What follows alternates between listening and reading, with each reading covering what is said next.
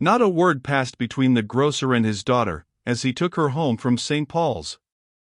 Amabel, in fact, was so overpowered by conflicting emotions that she could not speak, while her father, who could not help reproaching himself for the harshness he had displayed towards Leonard Holt, felt no disposition to break silence.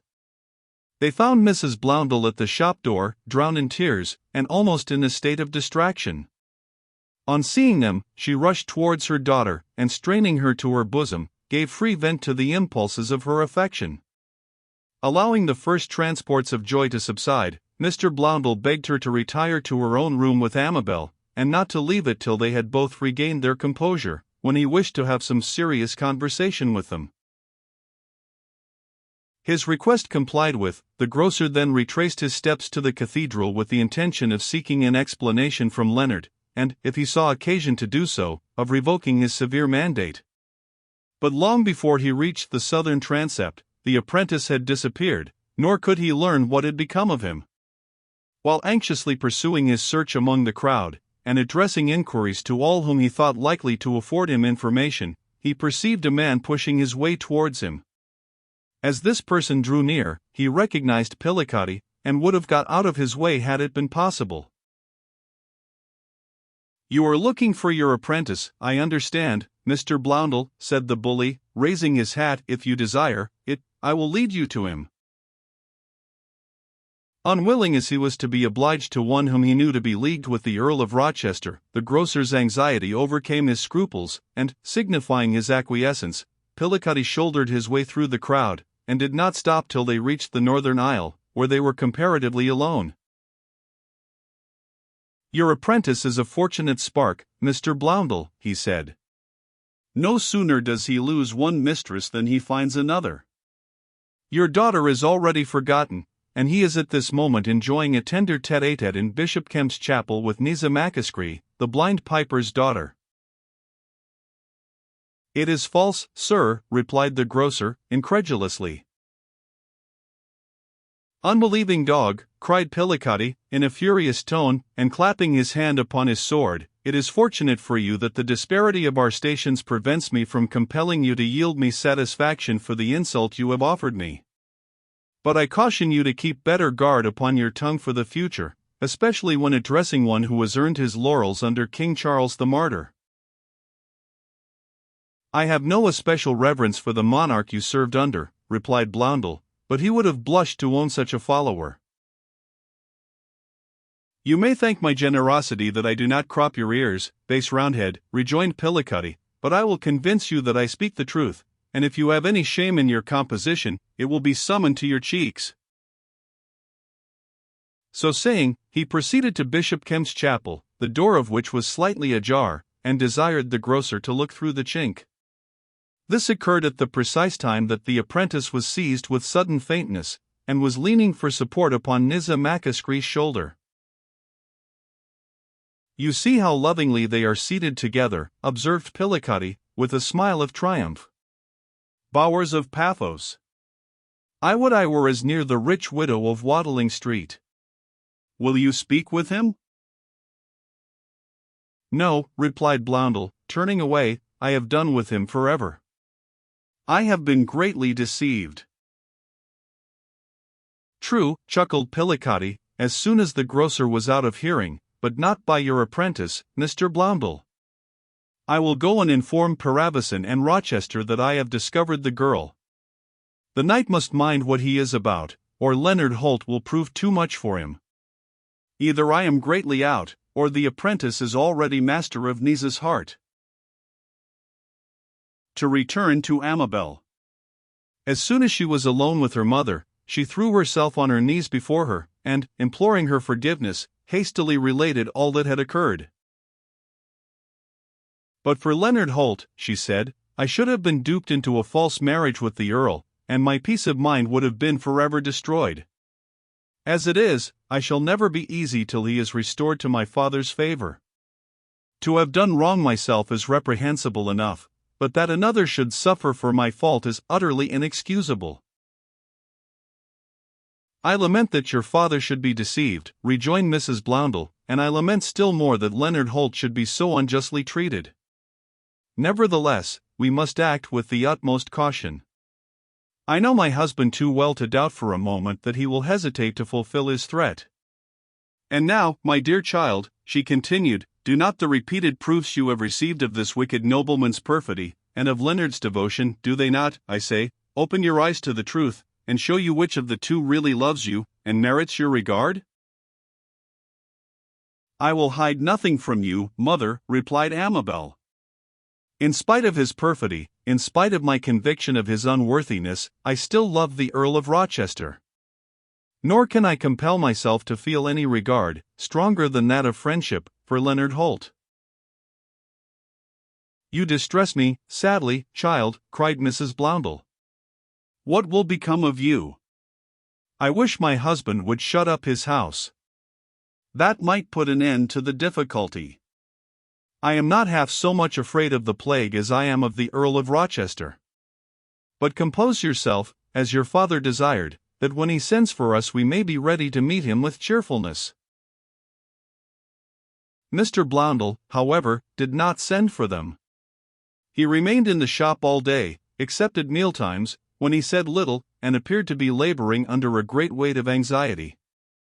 As Amabel took leave of him for the night, he dismissed her with coldness, and though he bestowed his customary blessing upon her, the look that accompanied it was not such as it used to be. On the following day things continued in the same state. The grocer was cold and inscrutable, and his wife, fearing he was meditating some severe course against Amabel, and aware of his inflexible nature, if a resolution was once formed, shook off her habitual awe, and thus addressed him: "I fear you have not forgiven our daughter. Be not too hasty in your judgment. However culpable she may appear, she has been as much deceived as yourself." "It may be so," replied Bloundel. "Still she has acted with such indiscretion that I can never place confidence in her again, and without confidence affection is as naught. Can I say to him who may seek her in marriage, and whom I may approve as a husband, take her? She has never deceived me, and will never deceive you? No. She has deceived me, and will, therefore, deceive others. I do not know the precise truth of the story of her abduction, if such it was, by Leonard Holt, neither do I wish to know it, because I might be compelled to act with greater severity than I desire towards her. But I know enough to satisfy me she has been excessively imprudent, and has placed herself voluntarily in situations of the utmost jeopardy." "Not voluntarily," returned Mrs. Bloundel. "She has been lured into difficulties by others." "No more," interrupted the grocer, sternly. "If you wish to serve her, keep guard upon your tongue. If you have any preparations to make, they must not be delayed. I shall shut up my house tomorrow." "Whether Leonard returns or not?" asked Mrs. Bloundel. "I shall wait for no one," returned her husband, peremptorily. They then separated, and Mrs. Bloundel hastened to her daughter to acquaint her with the result of the interview. In the afternoon of the same day, the grocer, who began to feel extremely uneasy about Leonard, again repaired to St. Paul's to see whether he could obtain any tidings of him, and learnt, to his great dismay, from one of the vergers, that a young man, answering to the description of the apprentice, had been attacked by the pestilence, and having been taken to the vaults of St. Faith's, had made his escape from his attendants, and, it was supposed, had perished. Horror-stricken by this intelligence, he descended to the subterranean church, where he met Judith Malmains and Challis, who confirmed the verger's statement. "The poor young man, I am informed," said Challis, "threw himself into the Thames, and was picked up by a boat, and afterwards conveyed, in a dying state, to the pesthouse in Finsbury Fields, where you will probably find him, if he is still alive." Mr. Bloundel heard no more. Quitting the cathedral, he hastened to Finsbury Fields, and sought out the building to which he had been directed. It was a solitary farmhouse, of considerable size, surrounded by an extensive garden, and had only been recently converted to its present melancholy use. Near it was a barn, also fitted up with beds for the sick. On approaching the pest house, Mr. Blondel was greatly struck with the contrast presented by its exterior to the misery he knew to be reigning within. Its situation was charming, in the midst, as has just been stated, of a large and, until recently, well-cultivated garden, and seen under the influence of a bright and genial May day, the whole place looked the picture of healthfulness and comfort. But a closer view speedily dispelled the illusion, and showed that it was the abode of disease and death. Horrid sounds saluted the ears, ghastly figures met the eyes, and the fragrance of the flowers was overpowered by the tainted and noisome atmosphere issuing from the open doors and windows. The grocer had scarcely entered the gate when he was arrested by an appalling shriek, followed by a succession of cries so horrifying that he felt half disposed to fly. But mustering up his resolution, and breathing at a phial of vinegar, he advanced towards the principal door, which stood wide open, and called to one of the assistants. The man, however, was too busy to attend to him, and while waiting his leisure, he saw no fewer than 3 corpses carried out to an outbuilding in the yard, where they were left till they could be taken away at night for interment.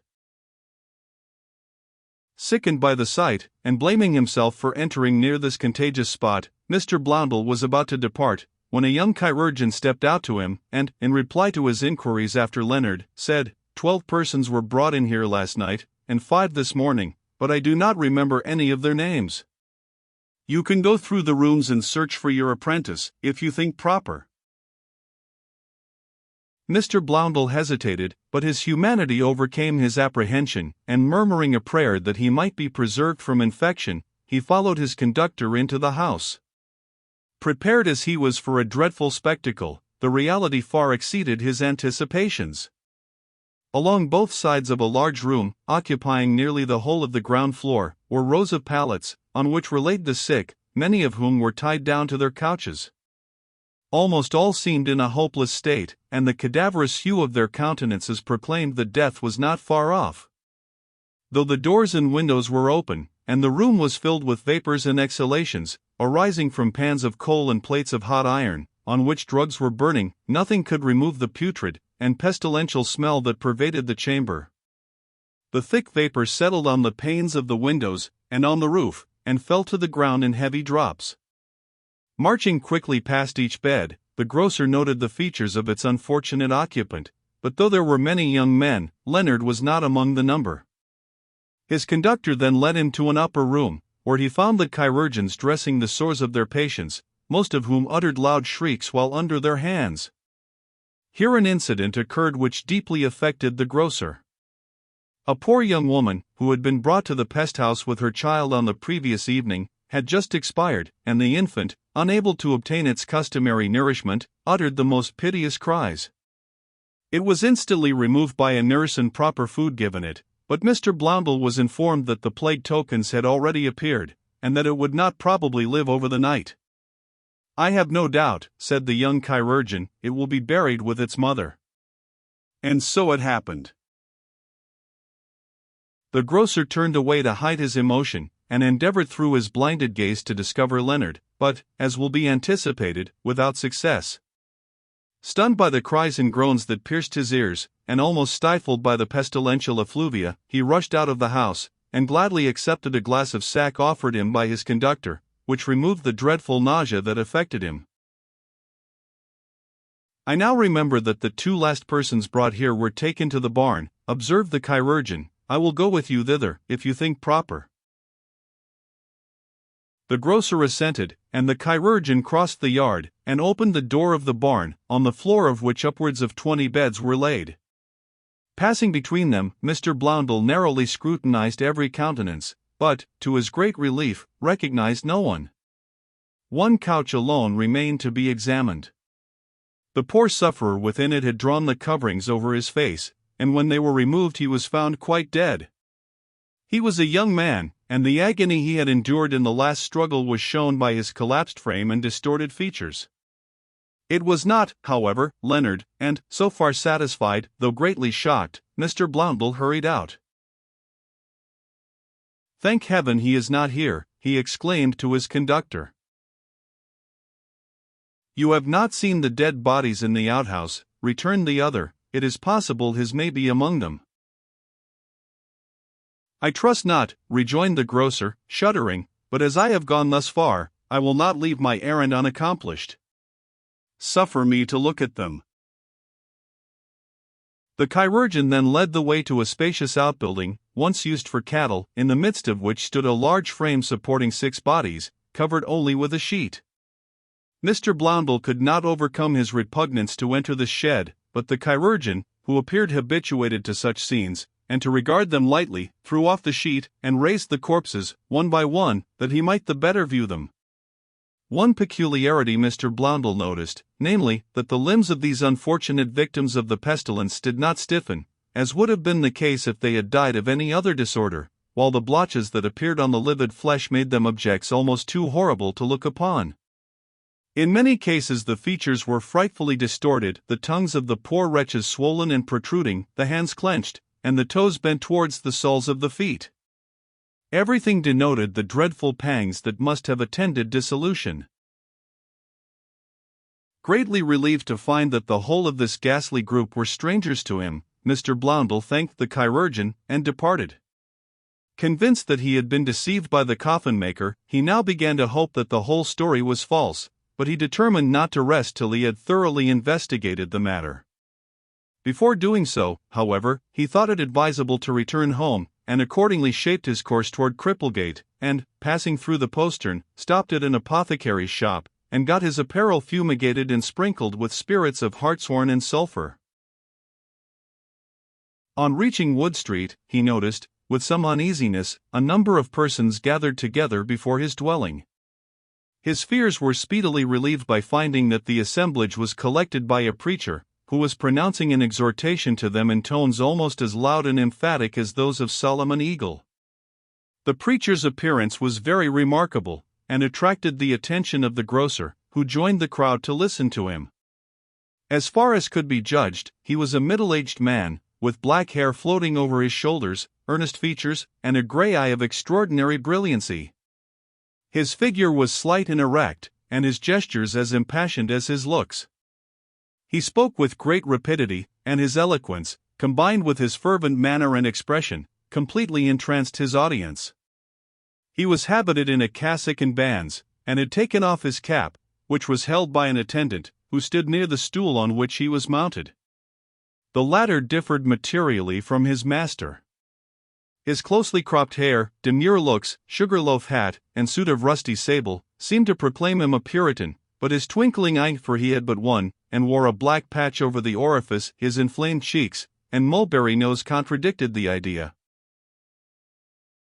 As soon as the preacher distinguished Mr. Bloundell, he addressed his discourse to him, and, alluding to his religious habits and general excellence of character, held him up as an example to others. The grocer would fain have retreated, but the preacher besought him to stay, and was proceeding in the same strain, when a sudden interruption took place.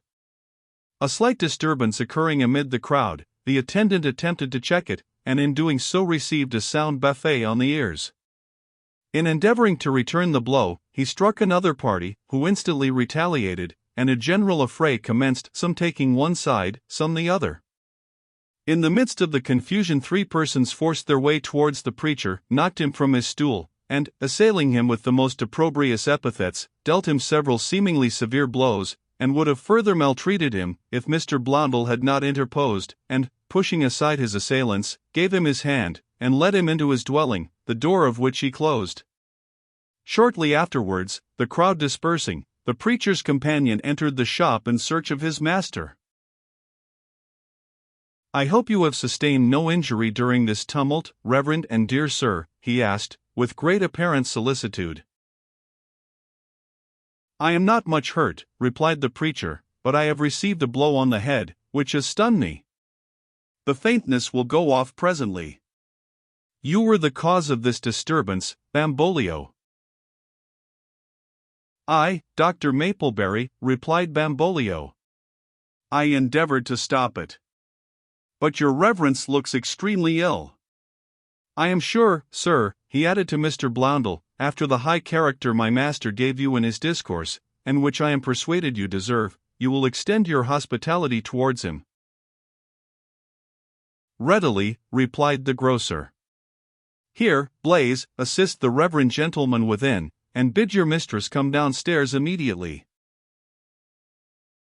Dr. Mapleberry was then conveyed between the porter and Bambolio into the inner room, where he sank into a chair in a complete state of exhaustion. The next moment Mrs. Blondel made her appearance with Amabel. The latter no sooner beheld the preacher than she started and trembled so violently that she could scarcely support herself, but her mother, who only saw a fainting man, flew to his assistance, and called to patients to bring restoratives. These applied, Dr. Mapleberry was soon able to rouse himself sufficiently to gaze round the room, and fix his eyes on Amabel. "So our old friends are here again," said Patience in a low tone to Blaise, as they left the room together.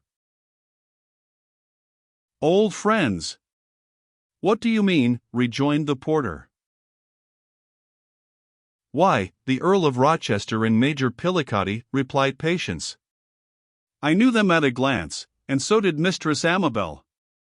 But if I hadn't discovered them, the Major would soon have let me into the secret by the way in which he squeezed my hand." "Indeed," exclaimed Blaise, angrily. "I'll go and acquaint my master with the trick directly." "Do so," replied Patience, "and the house will be shut up tomorrow. Our only chance of averting that calamity is in the Earl."